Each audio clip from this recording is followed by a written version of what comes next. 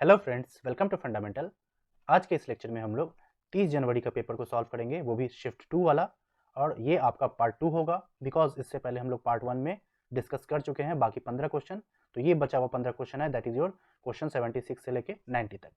Lecture को start करते हैं। देखिए फ्रेंड्स, ये जो आपका क्वेश्चन नंबर 76 है जो हम लोग अभी पढ़ने वाले हैं, और इसी पेपर का एक क्वेश्चन नंबर 68 है। ये दोनों में बहुत ही कॉन्सेप्ट का सिमिलरिटी है। कैसे? देखिए, यहाँ ग्रुप 15 का हाइड्राइड के बारे में पूछ रहा है। जैसे देख रहे हैं NH बॉन्ड हाइड्राइड हुआ, उसी तरह ग्रुप 16 में भी जो ये प्रॉपर्टी पूछ रहा है, एक्चुअली ये भी क्या है, इसका हाइड्राइड है। कैसे? SH बॉन्ड हो गया, TEH बॉन्ड हो गया। इसी तरह से जब आप ग्रुप 17 हेलोजन पढ़ते हैं तो हम लोग HF बोलते हैं, HCl बोलते हैं। तो यहाँ पर भी जो कॉन्सेप्ट है वो ग्रुप 16 और ग्रुप 15 तीनों में सेम कॉन्सेप्ट लगेगा, सिमिलर कॉन्सेप्ट है। तो हम आपको जस्ट फील कराने के लिए हम बताना चाह रहे हैं कि ऑल्दो आपको लग रहा है 76 और 68 में डिफरेंस होगा, बट कोई डिफरेंस नहीं है। तो ये कंपेरेटिव स्टडी हम एक अलग वीडियो में लाके देंगे, बिकॉज यहाँ पर अगर हम वो कंपेयर करने लगेंगे तो वीडियो लंबा हो जाएगा। तो हम जस्ट आपको फील कराना चाह रहे थे, इसलिए हम इतना एक्सप्लेन किए। चलिए अब हम लोग क्या करते हैं, इस क्वेश्चन को सॉल्व करते हैं। इसमें हमें क्वेश्चन पूछ रहा है कि ये जो हाइड्राइड है इसका स्टेबिलिटी के ऊपर क्वेश्चन है, और इसका रिड्यूसिंग नेचर के ऊपर क्वेश्चन है, और तीसरा इसका बेसिक स्ट्रेंथ के बारे में पूछ रहा है। तो देखिए, सबसे पहले आप ये जानते ही होंगे, इनकेस नहीं जानते तो आप सीख लेंगे कि thermal stability is inversely proportional to reducing nature. तो इस बेसिस पे तो हम लोग इसको इजीली सॉल्व कर देंगे। जैसे आप देखिए, यहाँ थर्मल स्टेबिलिटी की बात करना है और यहाँ रिड्यूसिंग नेचर की बात करना है। पहले हम समझते हैं कि थर्मल स्टेबिलिटी आप कैसे एक्सप्लेन करेंगे। देखिए, जब हम लोग टॉप टू बॉटम आते हैं तो आप एक चीज़ देखिए, इन सभी में हाइड्रोजन कॉमन है, बस चेंज क्या हो रहा है, नाइट्रोजन से जब आप बिस्मथ की ओर आएंगे तो साइज धीरे धीरे बढ़ रहा है। तो जब साइज धीरे धीरे बढ़ता है तो उससे क्या पॉसिबल है, अभी भी इसके साथ H का बॉन्ड लगा हुआ है। तो जब साइज बढ़ जा रहा है तो एक अच्छा ओवरलैप इसमें होगा, नहीं होगा। तो ये बॉन्ड क्या इजीली डिसोसिएट कर जाएगा, कर जाएगा। इसलिए जब आप टॉप टू बॉटम आते हैं तो थर्मल स्टेबिलिटी घटता है। इस पॉइंट ऑफ व्यू से हम कह सकते हैं कि NH3 से लेके जब आप Bi तक आएंगे तो डिक्रीज करा थर्मल स्टेबिलिटी, तो ये पॉइंट ट्रू है। अब जैसे ही ये डिक्रीज करा थर्मल स्टेबिलिटी, इसका मतलब ये बॉन्ड इजीली टूट रहा है, और जब ये इजीली टूट रहा है तो यहाँ से क्या निकल के आ रहा है, हाइड्रोजन आयन या H- के फॉर्म में आप कह सकते हैं। और H- क्या करेगा, ये किसी से भी ये रिएक्ट करेगा तो उसके साथ हाइड्रोजन जुड़ेगा, और इसका मतलब एडिशन ऑफ हाइड्रोजन यानी रिडक्शन का काम करेगा। इसलिए कह सकते हैं top to bottom reducing nature बढ़ रहा है। तो देखिए, reducing ability of hydride increases top to bottom, तो इसलिए ये ट्रू हो गया। जब टॉप टू बॉटम इंक्रीज कर रहा है तो NH3 सबसे स्ट्रॉन्ग कैसे हो गया, इसलिए सी फॉल्स हो गया। समझ में आया ना कैसे हम एक्सप्लेन किए। टॉप टू बॉटम क्या हो रहा है कि नाइट्रोजन से बिस्मथ तक साइज बढ़ गया एटम का, इसके कारण से एक बढ़िया ओवरलैप नहीं हुआ, इसलिए थर्मल स्टेबिलिटी डिक्रीज कर गया। अब जैसे ही थर्मल स्टेबिलिटी डिक्रीज कर गया तो ये बॉन्ड इजीली टूट गया। जब बॉन्ड इजीली टूट गया तो ये इजीली किसी को अटैक करके H ऐड करा सकता है, इसलिए ये रिड्यूसिंग नेचर की तरह बिहेव करेगा नीचे वाला। समझ में आ रहा है? इसलिए ए भी सही है एंड सी गलत है। अब जब हम बेसिक स्ट्रेंथ की बात करेंगे तब हमें अब ये मतलब नाइट्रोजन H या फास्फोरस H बॉन्ड की बात नहीं करनी है। अब हमें देखना है कि इस एटम पे जो लोन पेयर है वो कितना अवेलेबल है फॉर डोनेशन। और आप जानते ही हैं, जैसे जैसे साइज बढ़ता है तो साइज बढ़ने से क्या हो रहा है, ये लोन पेयर क्या है, इसमें डिफ्यूज करने लगेगा, पूरे में डिफ्यूज करेगा। और डिफ्यूज जब कर जाएगा यानी ये लोकलाइज्ड नहीं हुआ। ऑर्गेनिक केमिस्ट्री में आप पढ़ते हैं लोकलाइज्ड एंड डीलोकलाइज्ड। लोकलाइज यानी इकट्ठा एक ही जगह, और यहाँ पर क्या है, साइज बढ़ने के कारण ये फैल गया, तो इजिली अवेलेबल नहीं है फॉर डोनेशन। इसलिए सबसे अच्छा बेस NH3 होता है। ठीक है, इसलिए जब बेसिक स्ट्रेंथ है टॉप टू बॉटम डिक्रीज करेगा, बट यहाँ क्या कर रहा है, इंक्रीज, इसलिए ऑप्शन डी गलत, इसलिए इसका ऑप्शन ए एंड बी है। ये जो हम पूरा एक्सप्लेन किए यहाँ से यहाँ तक, यही चीज़ आपको NCERT के स्नैपशॉट में भी हम देख के रखे हुए हैं, और जो हम आपको बोले कि कॉन्सेप्ट सिमिलर होता है उस पॉइंट ऑफ व्यू से आप देखिए यहाँ पर भी वही चीज़ है। ठीक है, अब बढ़ते हैं इस क्वेश्चन को। ये क्वेश्चन आपको सॉल्यूशन चैप्टर का है, जिसमें बोल रहा है कि जो डिप्रेशन इन फ्रीजिंग पॉइंट है इसमें अलग अलग सॉल्यूट दे रखा हुआ है और सॉल्वेंट सिस्टम भी अलग है। तो हमें बताना है कि किस केस में डिप्रेशन इन फ्रीजिंग पॉइंट ज़्यादा होगा। सबसे पहले आपको हम फॉर्मूला बताते हैं डिप्रेशन इन फ्रीजिंग पॉइंट जो हम लोग पढ़ते हैं। वो देखिए ये है, delta TF is equals to van't Hoff factor पर डिपेंड कर रहा है और मोलालिटी पे। तो आप जानते ही ये वेंट ऑफ फैक्टर क्या है, कि जितना ज़्यादा वेंट ऑफ फैक्टर होगा उतना ज़्यादा डिप्रेशन इन फ्रीजिंग पॉइंट होगा। थोड़ा सा एक्सप्लेन कर देते हैं। NaCl को अगर आप पानी में डिजोल्व करेंगे तो यहाँ से Na प्लस और Cl माइनस बनेगा। तो इसका वेंट ऑफ फैक्टर हम लोग कैसे लिखते हैं, फाइनल में 2 मॉलिक्यूल है, 2 इनिशियली 1 ही लिए थे तो 1, तो 2/1, तो वेंट ऑफ फैक्टर बढ़ गया कि नहीं बढ़ गया। उसी तरह से अगर आप Na2SO4 लेते थे तो यहाँ से 2Na plus plus SO4 whole 2 minus, तो अभी कितना हो गया, 1 और ये 2, तो 3/1, तो वेंट ऑफ फैक्टर बढ़ गया। तो यहाँ से हम आपको ये फील कराना चाह रहे हैं कि जितना ज़्यादा वो डिसोसिएट करेगा, अब स्ट्रॉन्ग इलेक्ट्रोलाइट है वो कंप्लीट डिसोसिएट कर जाएगा, वीक कंप्लीट नहीं करता है। तो यहाँ खेल इसी का है। एसिटिक एसिड लीजिए या बेंजोइक एसिड लीजिए, ये सब वीक इलेक्ट्रोलाइट है, तो ये क्या करेगा, कंप्लीट डिसोसिएट नहीं करेगा, ये थोड़ा थोड़ा करेगा। तो अब हमें बस यही देखना है कि कितना ज़्यादा डिसोसिएट करेगा। जितना ज़्यादा डिसोसिएट करेगा उतना ज़्यादा राइट साइड में ये बन के बैठेगा, और जितना ज़्यादा राइट साइड में बन के बैठेगा तो ये क्या हो गया, फाइनल। तो आई क्या होगा, फाइनल बाई इनिशियल, तो उसका आई का वैल्यू बढ़ जाएगा। तो बस इसी कॉन्सेप्ट को लगाना है, समझ गए। अब आप देखिए, इसको हम एक्सप्लेन करते हैं एसिड और बेसिक स्ट्रेंथ पे। क्यों? बिकॉज आप देखिए, ये एसिड बोल रहा है और यहाँ भी एसिड बोल रहा है। तो अब आप जानते हैं एक अच्छा एसिड कब कहलाता है, जब उसका कंजुगेट बेस स्टेबल हो। तो अगर हम एसिटिक एसिड की बात करें तो आप इसको लिख सकते हैं CH3COH, ये जब H+ छोड़ेगा तो एक H+ आया प्लस CH3CO माइनस, तो हम कहते हैं एक एसिड है। उसी तरह अगर हम बेंजोइक एसिड को भी हम डिसोसिएट कराएंगे तो हम कह सकते हैं H+ अभी भी ये छोड़ा और PHCO माइनस बना, अभी भी ये एक एसिड है। लेकिन अगर आप ध्यान दीजिएगा, यहाँ एक चीज़ हम लोग मिस कर जाते हैं हमेशा, ये एसिड कब बिहेव करेगा, किसी सॉल्वेंट में देंगे तभी बिहेव करेगा ना, हवा में इसको छोड़ देंगे तो एसिड की तरह बिहेव करेगा नहीं। तो सॉल्वेंट इंपॉर्टेंट है। इसको एनालॉजी से हम आपको समझाते हैं। जैसे हम लोग जानते हैं कि कई सारे ऐसे हम लोग होते हैं कि हम लोग डांस करना पसंद करते हैं, बट अकेले में, अकेले रूम में, या कोई बाराती डांस। लेकिन अगर कोई बोल दे कि चलो फैमिली फंक्शन है, जाओ स्टेज पे जाकर डांस करो, तो हम लोग डांस नहीं करते, ऑकवर्ड फील करते हैं। तो हमारे डांस करने का जो नेचर है वो डिपेंड कर रहा है कि हम किस इन्वायरमेंट में हैं। उसी तरह यहाँ एसिड H+ दे रहा है, लेकिन जब दे रहा है तो कोई लेने वाला भी होना चाहिए ना, तभी तो हम लोग बोलते हैं कोई भी रिएक्शन में एसिड बेस रिएक्शन है, H+ दे रहा तो बेस होना चाहिए अवेलेबल, नहीं तो ये H+ क्यों देगा, किसको देगा, कोई तो एक रिसीविंग एंड होना चाहिए। तो इसलिए जब सॉल्वेंट में डिसॉल्व करते हैं तब कहते हैं कि वो एसिड की तरह बिहेव कर रहा है, हवा में छोड़ दीजिएगा तो एसिड नहीं है। तो अब आप देखिए, जब हम पानी में डिसॉल्व करेंगे तो पानी क्या है, H2O, तो ये ऑक्सीजन का जो लोन पेयर है इजिली इसको एक्सेप्ट कर लेगा, इसलिए हम लोग H3O+ लिख सकते हैं। इसका मतलब पानी में डिसॉल्व करने पे ये H+ देगा और मोर एंड मोर H+ निकलेगा, तो आपको देखिए राइट साइड वाला वैल्यू बढ़ गया। वही जब आप बेंजीन में दीजिएगा तो क्या बेंजीन H+ को ले सकता है, आप सोचिए, नहीं ले सकता है। इसलिए क्या बेंजीन में अगर हम एसिटिक एसिड को डालेंगे तो वो H+ के फॉर्म में जाएगा, नहीं जाएगा। इसीलिए आप ऐसे भी पढ़ते हैं like dissolves like. Acetic acid polar है, वाटर पोलर है, डिसॉल्व कर गया। एसिटिक एसिड पोलर है, बेंजीन पोलर नहीं है, नहीं डिसॉल्व किया। यही रीजन है जब आप एनसीईआरटी का 2 रेफरेंस दे रहे हैं आपको, aldehyde ketone chapter carboxylic acid में आपको ये मिलेगा और ये सॉल्यूशन चैप्टर में होगा, दोनों में आप ध्यान दीजिए। जब इथेनोइक एसिड यानी एसिटिक एसिड को हम लोग बेंजीन में दे रहे हैं तो बेंजीन में वो डिसॉल्व नहीं कर रहा है, रादर खुद में देख रहे हाइड्रोजन बॉन्डिंग बना ले रहा है। समझ में आ रहा है ना क्यों नहीं करेगा, अभी एक्सप्लेन कर दिए। वही चीज यहाँ पे भी कह रहा है, वेपर स्टेट हो या एप्रोटिक सॉल्वेंट, एप्रोटिक सॉल्वेंट जिसके पास H+ नहीं है यानी हाइड्रोजन बॉन्डिंग नहीं बना सकता है, तो देखिए उसमें डायमराइज कर रहा है। और जब प्रोटिक सॉल्वेंट दे रहे हैं लाइक वाटर, तो उसमें देख रहे हैं इसके साथ हाइड्रोजन बॉन्डिंग कर रहा है। जो अभी हम आपको बोले, एसिड कब बिहेव करेगा, जब H+ सॉल्वेंट ले सके। तो अब आप समझ गए ना कि बेंजीन में जब देंगे तो ये टूटबे नहीं करेगा, यानी टूटेगा ही नहीं। जब टूटेगा नहीं तो फाइनल कंसंट्रेशन मिला, नहीं मिला, तो क्या इसमें आई का वैल्यू मिला, नहीं। इसमें आई का वैल्यू मिलेगा, हाँ मिलेगा। उसी तरह जब बेंजोइक एसिड को आप बेंजीन में डालेंगे तो बेंजीन अगेन H+ नहीं ले सकेगा, तो क्या आई का वैल्यू मिलेगा, नहीं मिलेगा। यानी सबसे ज्यादा आई का वैल्यू 4 में मिलेगा। और अगर हम 1 की बात करें तो 1 में भी देखिए आप, ग्लूकोज क्या डिसोशिएट करेगा, नहीं, रादर एसोसिएट करता है। तो वो उल्टा हो गया, हमें चाहिए तोड़कर ज्यादा मिले, लेकिन यहाँ तोड़कर कम ही मिल रहा है, इसलिए ऑप्शन 1 भी गलत। इस पॉइंट ऑफ व्यू से आप 4 को एक्सप्लेन कर दिए कि कैसे। अगर हम इसी को हम अगर आपको एक्सप्लेन करें मोलालिटी पॉइंट ऑफ व्यू से, तो आप देखिए सभी का मोलालिटी क्या होता है, moles of solute divided by weight of solvent in KG.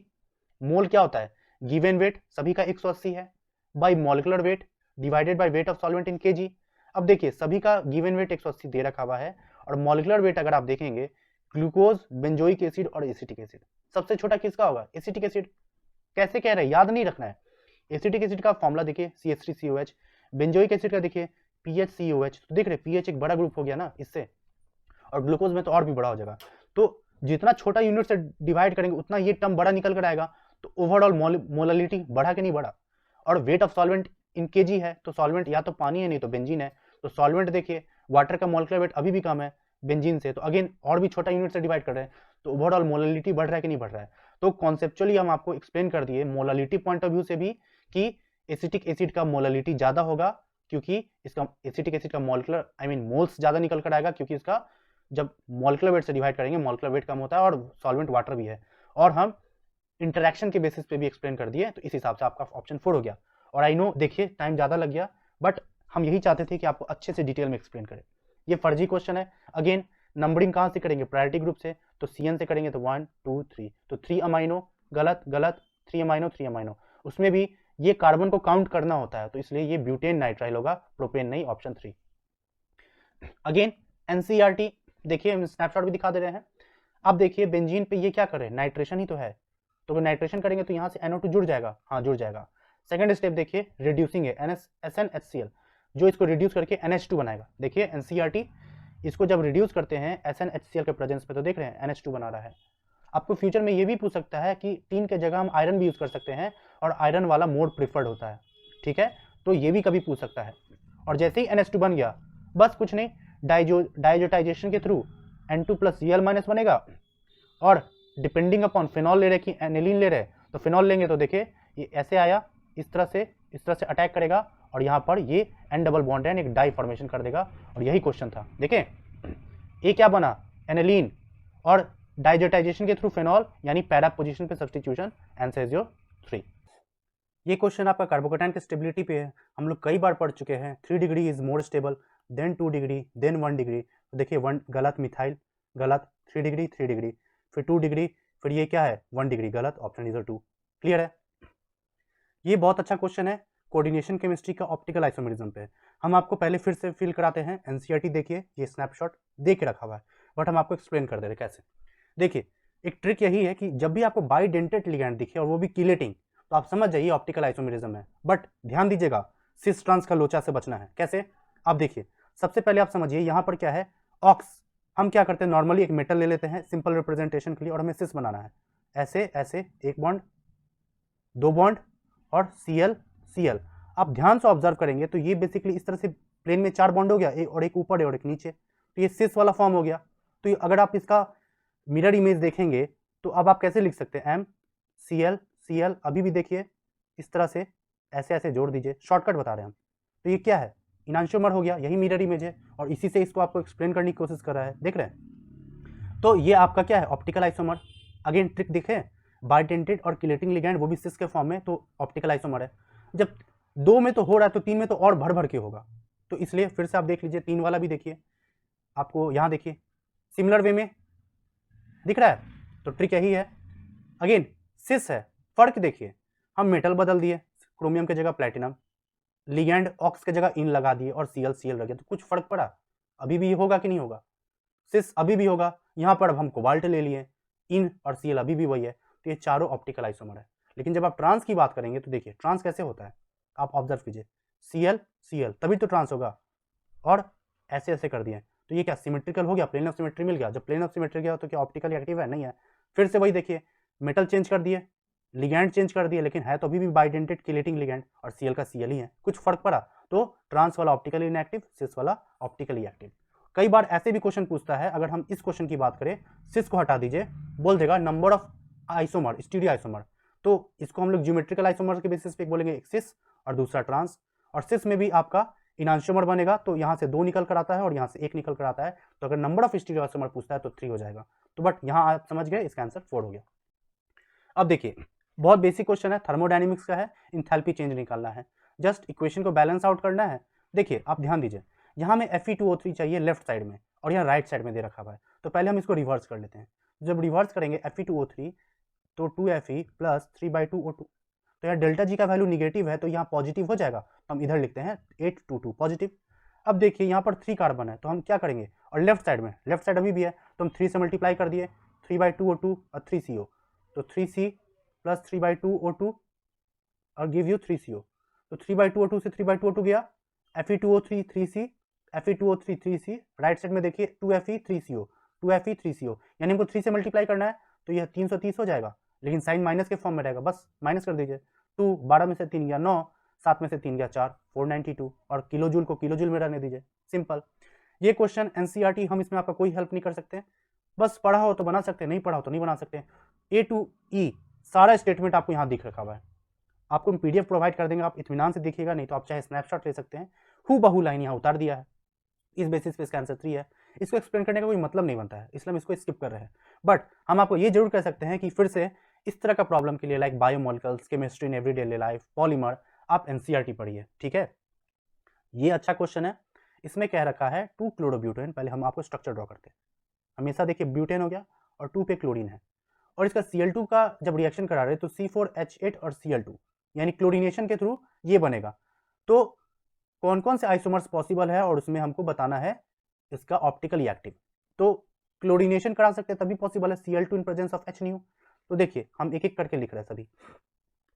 एक है कि क्लोरीन यहां पर आ सकता है, फिर क्लोरीन इसी कार्बन पर आ जाएगा, फिर इसके बगल वाला कार्बन पे आ जाएगा और फिर एकदम कोना में आ जाएगा।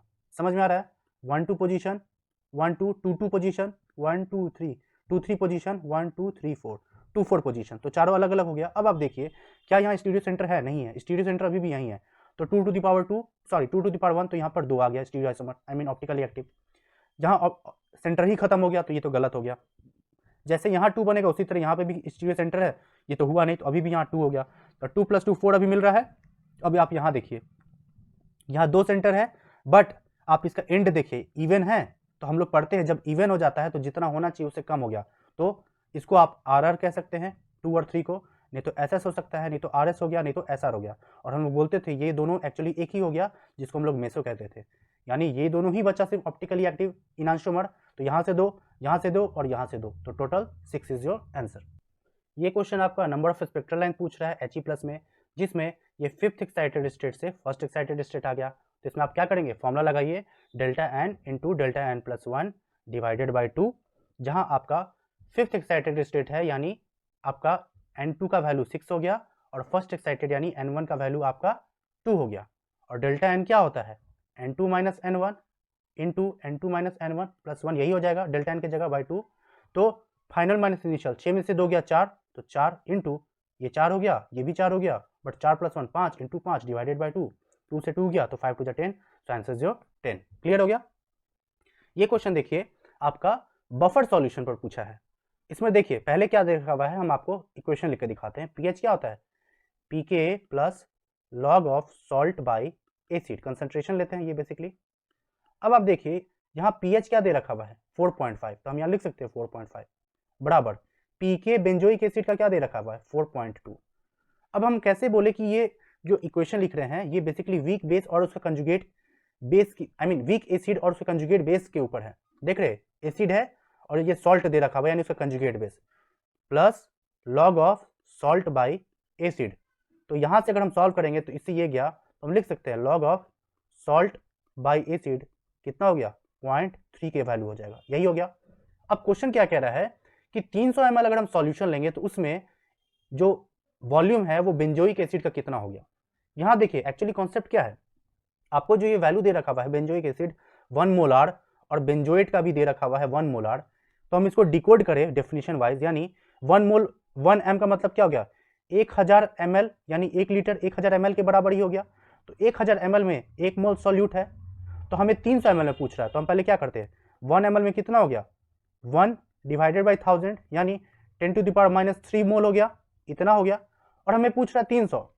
तो अब इसको सॉल्व करने का 2 तरीका है। पहला हम बेसिक से ले जाते हैं, मान लेते हैं ये जो एसिड है इसमें VmL सॉल्यूशन है, आई मीन VmL हम ले रहे हैं, तो जो सॉल्ट बनेगा वो 300 में से घटा देंगे तो 300 - V, यही हुआ। तो हम इस अगर हम ये बोले एसिड के बारे में तो हम एसिड का माने VmL, तो VmL में कितना हो जाएगा आपका? V × 10⁻³ इसी तरह से हम सॉल्ट का अगर कैलकुलेट करेंगे तो सॉल्ट में क्या हो जाएगा? उसी तरह से 1000 ml में 1 है, तो 1 ml में 10⁻³ मोल है, तो 300 - V में से कितना आ जाएगा? इसको इससे गुना कर देंगे 300 - V।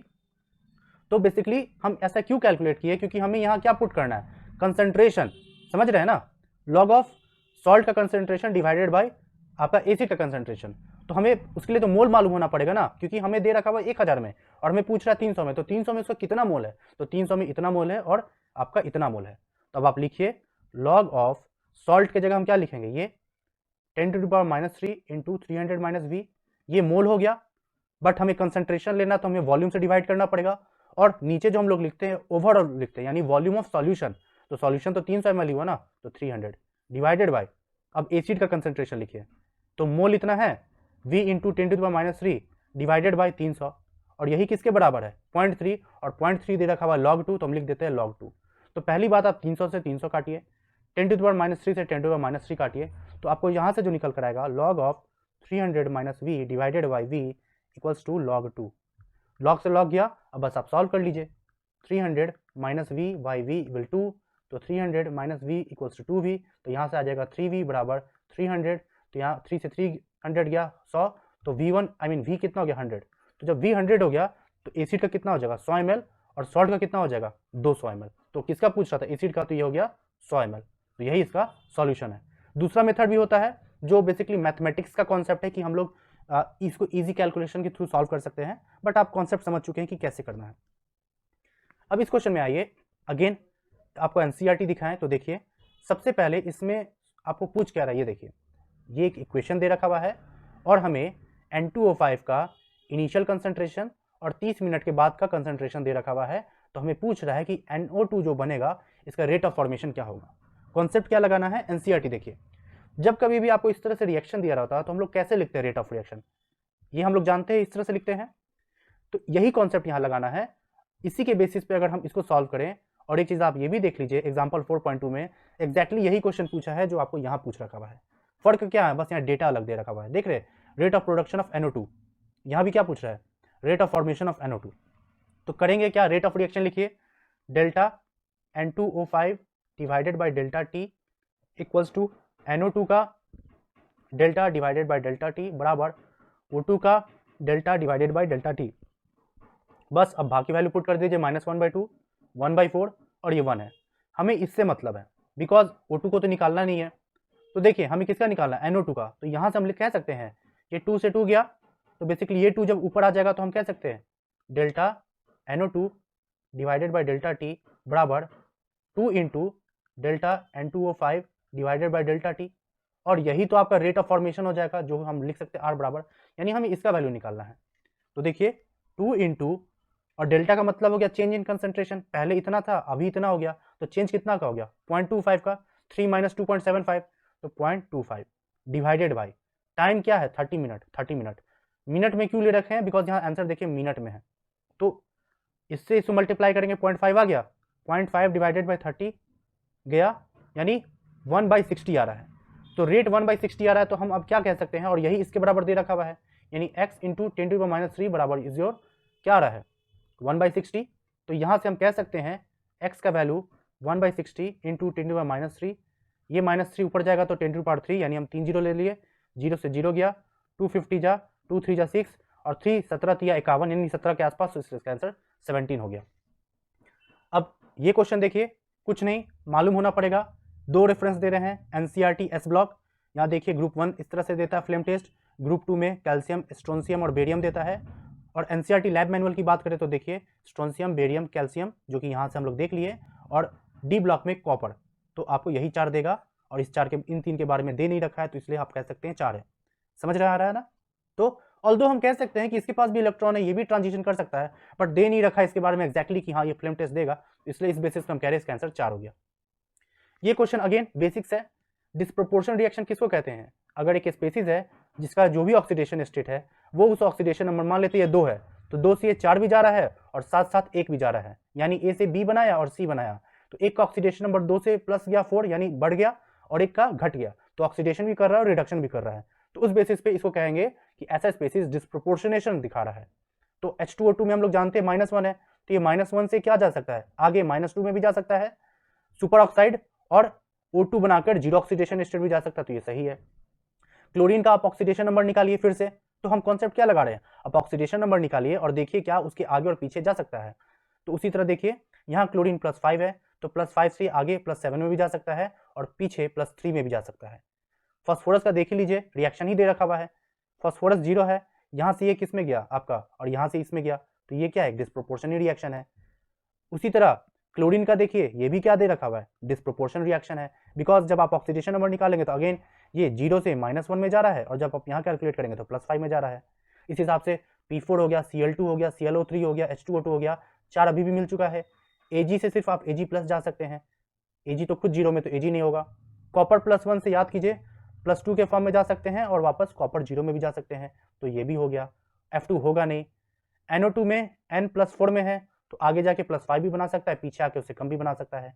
K+ से आप वापस K ही में आ सकते हैं, लेकिन और कम में तो आ नहीं सकते, ना ही K+ से आप K+2 बना सकते हैं, तो इस बेसिस पे अगर हम आपको कहें तो ये है 2 3 4 5 and this one your 6, answer is 6। अब नाउ ये फाइनल क्वेश्चन, इसमें देखिए ज्योमेट्रिकल आइसोमर बताना है। आपको याद हो हम एक क्वेश्चन इसके पहले भी पूछ चुका है, तो वहां एक्सप्लेन किए थे कि दोनों ग्रुप डिफरेंट होना चाहिए। तो देखिए H और D अलग है, मिथाइल अलग है और ये भी अलग है, तो ये देगा एक सेंटर हो गया। तो ये क्या बेसिकली सिस और ट्रांस दोनों दे सकता है। उसी तरह से ये वही चीज ग्रुप है, दोनों अलग अलग है, तो यहाँ पे भी सिस और ट्रांस दे सकता है। लेकिन अगर आप ध्यान दीजिए यहाँ मिथाइल और यहाँ हाइड्रोजन है, ठीक है, ये दोनों ग्रुप अलग है। लेकिन अगर आप इस कार्बन पे आएंगे, इससे यहाँ कार्बन आ रहा है, यहाँ भी कार्बन आ रहा है। इसके बगल वाले कार्बन पे देखिए मिथाइल हाइड्रोजन H, बगल वाले कार्बन पे मिथाइल हाइड्रोजन और D, यानी ये ग्रुप आइडेंटिकल होके निकल कर आ गया टोटल एज ए होल। तो इसका मतलब हम कह सकते हैं कि यहाँ से ये आपका सिस ट्रांस देगा, ये आपका सिस ट्रांस देगा, तो 2 + 2 4। लेकिन ये वाला जो है इसके लिए यहाँ का ग्रुप H और ये मिथाइल अलग है, but this one as a whole group and this one as a whole group similar हो गया, इसलिए बीच वाला पाई बॉन्ड सिस ट्रांस नहीं दे सकता, इसलिए इसमें सिर्फ और सिर्फ इसका आंसर 4 होगा। तो फ्रेंड्स यही 15 क्वेश्चन का सॉल्यूशन था एंड आई नो आपका टाइम बहुत ज़्यादा इसमें आ चुका है, बट जब आप ये पूरा वीडियो देखेंगे तब आपको सही में ये फील होगा कि सॉल्यूशन हम अच्छे से एक्सप्लेन करने की कोशिश किया है। सो अगर आपको ये वीडियो पसंद आया है, लाइक शेयर सब्सक्राइब जरूर कीजिएगा और कमेंट भी कीजिएगा कि आपको ये वीडियो कैसा लगा। मिलते हैं अगले वीडियो में। So thank you guys and good luck.